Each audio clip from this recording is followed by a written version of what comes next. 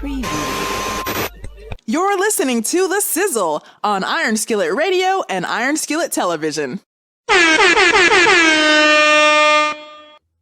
You know what it is. You know who it is. It's The Sizzle here on Iron Skillet Radio, Iron Skillet Television. We are the talk of the town. We are the talk of the region. We are the hottest talk anywhere that you want to be. We are there. We are that hot sizzly. You know who it is. He's J Sizzle. I'm G Sizzle. Yeah. And listen, man, if you have not recorded this somewhere in your notes, record this. I must like, subscribe, and share to The Sizzle, because that's the only way that you'll live your life happily. You have to take this down. Take it down. Just take a moment to hit the button. You sound like the CEO from the 1960s over there talking about Margaret, come in here. Take a note. That's right. This is sizzletation. This is not just dictation. Yeah. This is sizzletation. This is for you to get this down, that you have to like, subscribe, and share. Hit the button. Make sure that you're getting the commentary. Make sure that the notification is on so that you get this new information every time it comes out. And that way you'll know who is bad man daddy. Bad man daddy. We're going to tell you about some bad men in a minute, but make sure if you've got some comments, leave them below. Make sure that you also click on some of the older videos to see former content. And let's get into the show. Okay, Jay, let's talk about it. On the last show, we talked about LeBron James and the Lakers. And right now, it looks like they're going to have a easy walk if Chris Paul isn't in the playoffs. But we're going to talk more about the playoffs as it unfolds. But let's talk about LeBron, the Lakers, health moving forward. Can they maneuver this juggernaut again? Can they get through the gauntlet again? This isn't a bubble, so you've got a little bit more time. Everybody can go home and come back. Can the Lakers, as presently constructed, can they make it all the way through to capture another championship? You know, odds makers say no. They say they can't do it this year. You know, I think they're 2 to 5 odds, and that's not great odds to win the championship. Now, we are talking LeBron James, probably the greatest player of his era and the second greatest of all time, probably. He hit some turnaround jump shots fading away from the three-point line the other day that were ridiculous. Like, how do you even take something like that? I've seen him make that turn over his right shoulder, spinning to his left. Yeah, going to the left, and then it's a fadeaway, and it doesn't matter really. It's just he makes that shot off of 1 foot, and you're like, how does he make that shot consistently all the time? And this is just one of the most phenomenal basketball players that we've seen. And we've seen a guy who's been dragging teams to the playoffs since his Cleveland Cavaliers time, down in there with the Miami Heat. And now you see him, who has constructed probably the best duo that's played together, big man-wise, between he and AD. But we got to know, is this enough to win a world championship? Because we see a certain team in New York, and we're not talking about the Knicks, even though Stephen A was jumping up and down over that comeback from behind win with D Rose leading the way, that they were down 15. But there's another team that's across in that other borough over there that is probably the best team ever constructed. And I mean ever. I'm including the ever constructed. But we haven't. How do we say that, and we still haven't seen them all play together at full strength? You haven't seen Kyrie, KD, and James Harden really play to their potential, because we don't know what their potential is, because they're never on the court at the same time. They played 6 games together, right? But here's the thing about them right now. They're all healthy. All right. They're all healthy. And you saw this last drubbing. Was this a drubbing? This last whip down we just saw? Yeah. This wasn't even fair. This looked like somebody. You ever seen them teams that that come to the park and they ain't from your neighborhood, and they just hold the court for about 8 to 10 straight games. You ever seen those guys? They come in and they all hoopers. I mean, usually the guys in the park, they come out there, you might have 1 or 2 guys who played some hoop, and the rest of the guys are just neighborhood hoopers. But all these guys are hoopers. Like, they all actually play with teams that actually have names and numbers on the jersey. Yeah. Right. This is what this Brooklyn Nets team looks like. Dude, you got James Harden, probably one of the best scorers, true scorers we've ever seen in the league. Then you got KD on top of that. And then you got Kyrie, who's probably has the best handles in the league that we've ever seen. And then you just happen to look down the list, and now you're talking about they got Blake Griffin, a slow old version of Blake Griffin, but you saw him, and then that bench ain't no joke. So this has got to be, I mean, I don't know. Here's the whole thing about it. You look at the KD team with Harden and Westbrook, but they didn't have the bench that this team has. They didn't have Bruce Brown and Jeff Green and Nicholas Clay. They didn't have this. These guys are ridiculous. And let me say, I mean, every one of these guys coming off the bench right now. Yeah, I would love to have Bruce Brown and Jeff Green on the Bulls, but I digress. Starting. They could start for the Bulls. So you got these backups coming off the bench with probably, I mean, think about it. You got 3 of the best scorers in the league playing together. Right. I mean, and right now, you don't see any problem with KD. No, you don't see any problem with KD right now. None. I mean, he looks like KD. Now you got Harden and you've got Kyrie Irving. This, I think, is the best team that's ever been constructed. Okay. And Blake Griffin on top of that.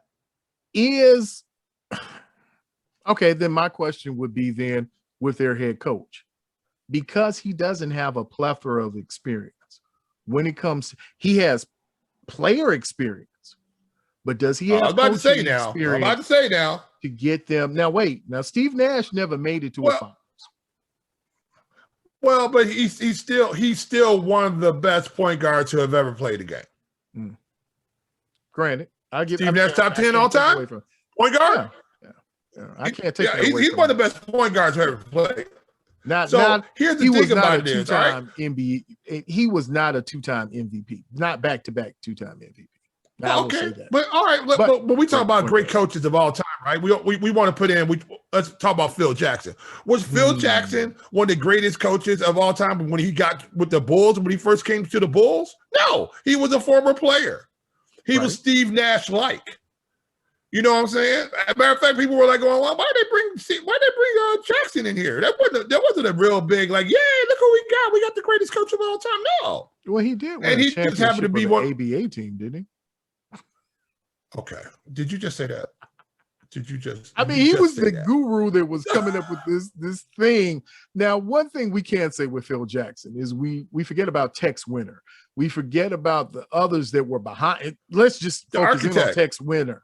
Right. The architect of all of this. That triangle would not have worked just with Phil Jackson standing there. Absolutely right. And then what did Phil Jackson do? He took the triangle to LA with Michael Jackson, Lord help me. Michael Jordan Part 2.0. He took that with him in Kobe Bryant. He did. Well, Michael Jackson probably would have been a nice 2-guard. You know who was a good hooper was Prince. Who? Always you hear. I heard that. The greatest story ever was that Charlie Murphy story. We talked about Prince. That's still a good laugh. But so you're looking at a team right now who is give me a better team constructed, and I'm talking Michael Jordan's Bulls. Give me a better team that's constructed than this team right here. Yes, you got 2 Hall of Famers. I'm going back to that. Now that you mentioned Phil Jackson, I'm going back to that Lakers team. That Kobe Bryant, Robert Horry, Shaq, and not just players, but when you're just talking about a full team, Derek Fisher, Rick Fox, you were talking about team. People were afraid to play the Lakers. You were in fear of the Lakers outside of Shaquille O'Neal. You were in fear of what Kobe Bryant was going to do. You were in fear of what that reserve staff. How many rings does Robert Horry have? It has to be like 8 or something. It's something crazy. Yeah, it's something ridiculous. More than that. He's got tons of rings. Big Shot Bob.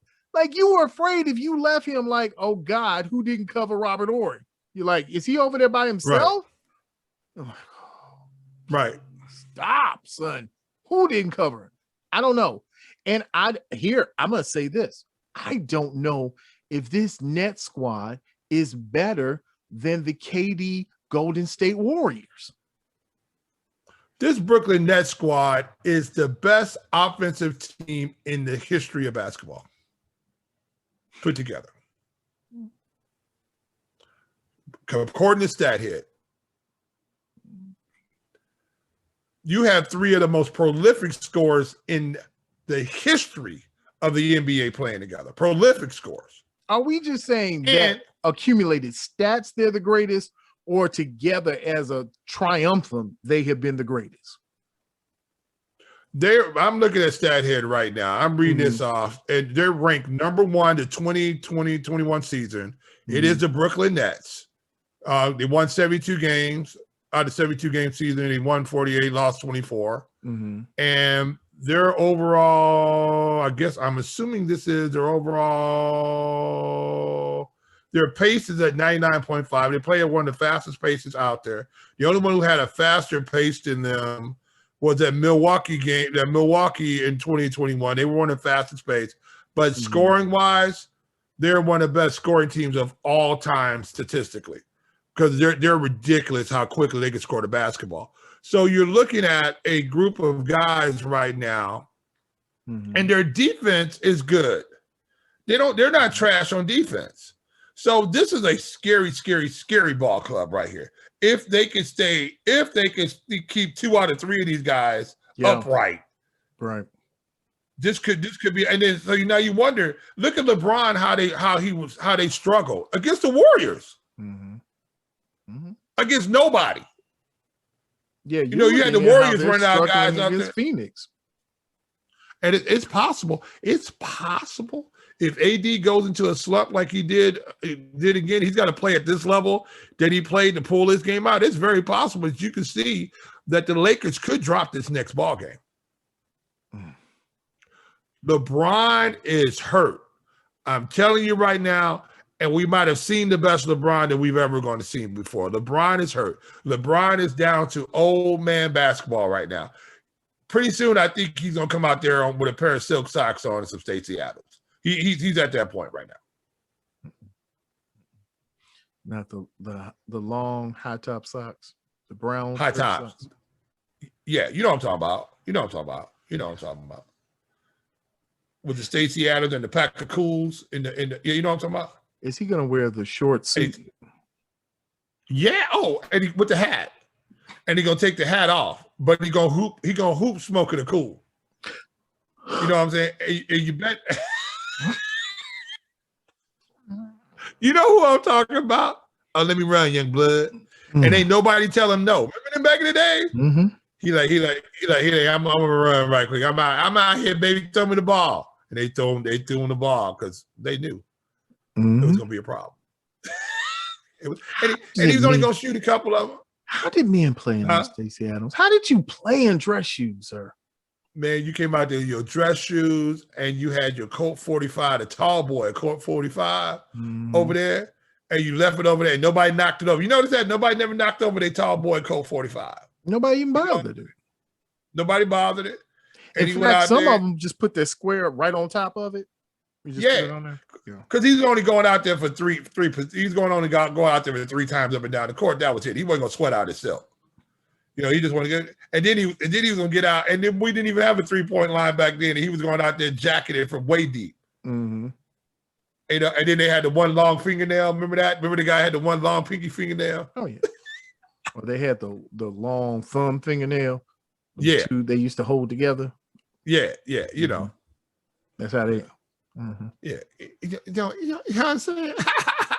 Still wearing the perm. Ooh. You know what I'm saying? Some of them had the rollers in the perm too. Oh, yeah. So it's terrible. So you look at a Brooklyn Nets team right now. If they don't win this championship, right? I don't want to hear it. I don't want to hear from KD. I don't want nobody. I don't want James Harden talking about he the best player in the world. I don't want Kyrie Irving talking no trash. I don't want to hear nothing from nobody. Don't shut up. Shut up. If you don't win the championship this year and you guys are pass loaded. If you don't win it this year, shut up. You know what I'm saying? They should be sweeping people out. They should just sweep people out. Have we ever had a team run the entire playoff, swept everybody out? The Bulls were as close as it came to just sweeping, running through series on series. I think it's very possible this team could sweep everybody out.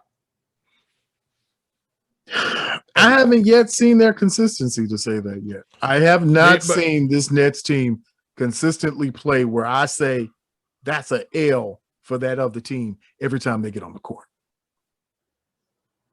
In fact, I haven't seen it at all. In fact, wait, who has even said they're afraid to play against the Nets? Even the Knicks are now talking about bring on the Nets. No, they don't. They don't want it. They don't want it. They're going to get mollywopped. They're going to get mollywopped. The Garden, when they said they were chanting, they want Brooklyn. Bring on Brooklyn. Ask Spike Lee who he wants. They want to go. They want to go over to Bed-Stuy maybe and go get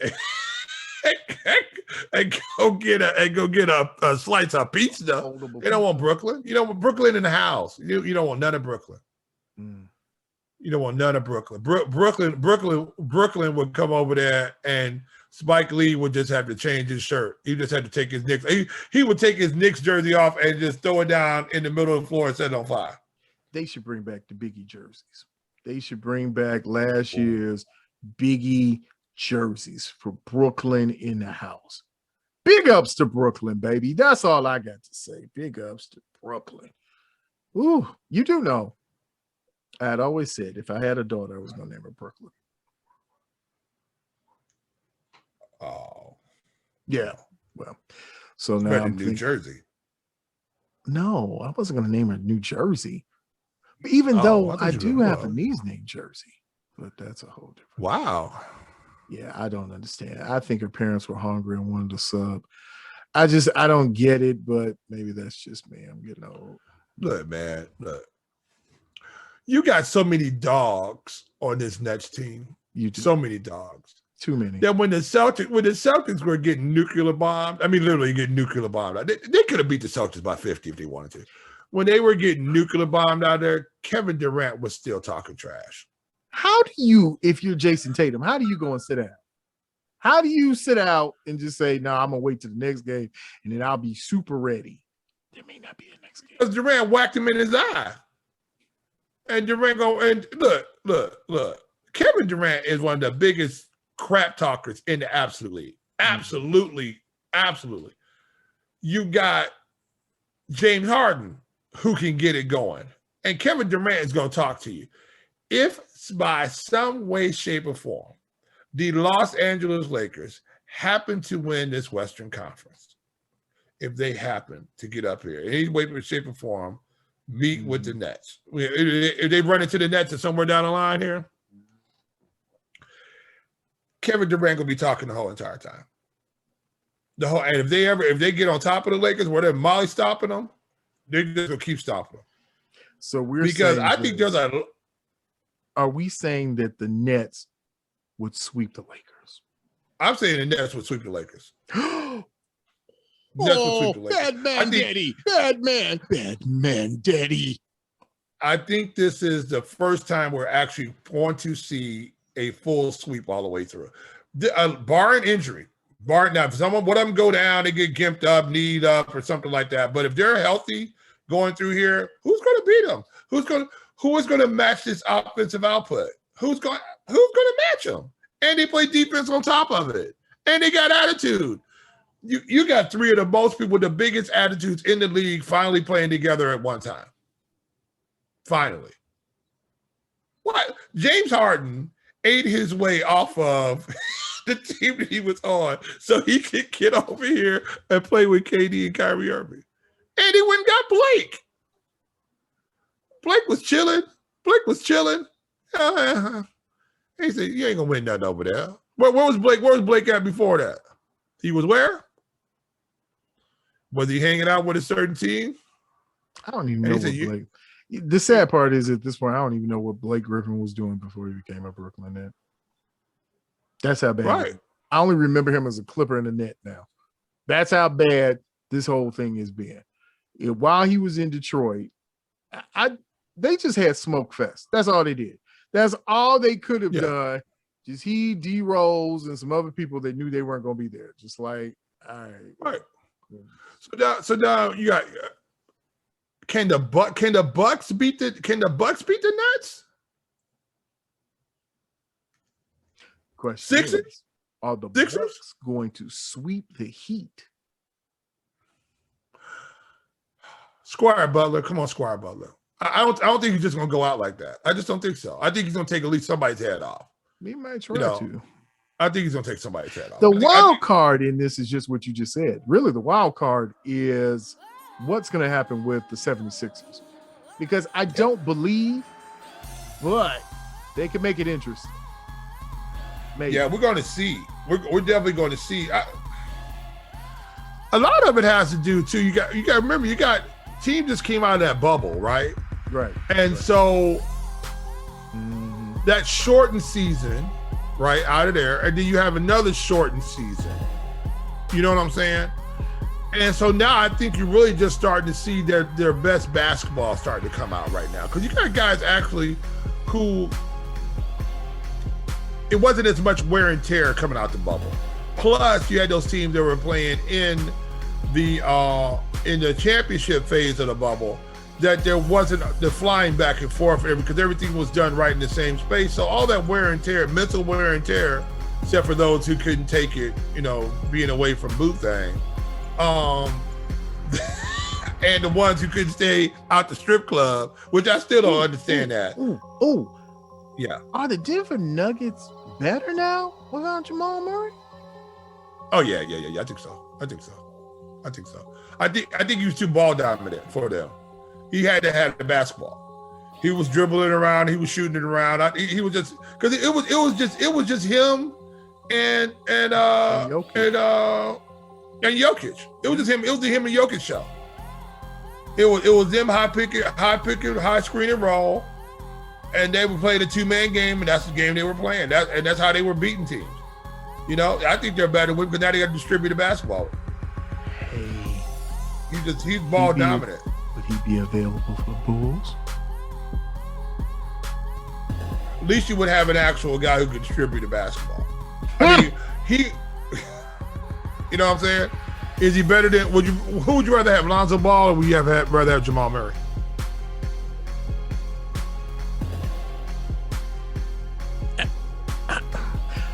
My mind is telling me conventionally I want Ball, but I want Murray. I want Jamal Murray. You look like you short-circuited there for a second. I did. I was just like, oh my god. That's okay. Do you want hot wings and chicken, or do you want chicken and hot wings? I don't know. I'm like, hey, and there's a difference too. You know what I'm saying? There's a difference between hot wings and chicken and hot wings. There's a difference. So look, man, we're gonna wrap it up right there. This is a round table. This is a short table round that's round in the table. It's a short discussion. A short table with round fellas. And we're just talking.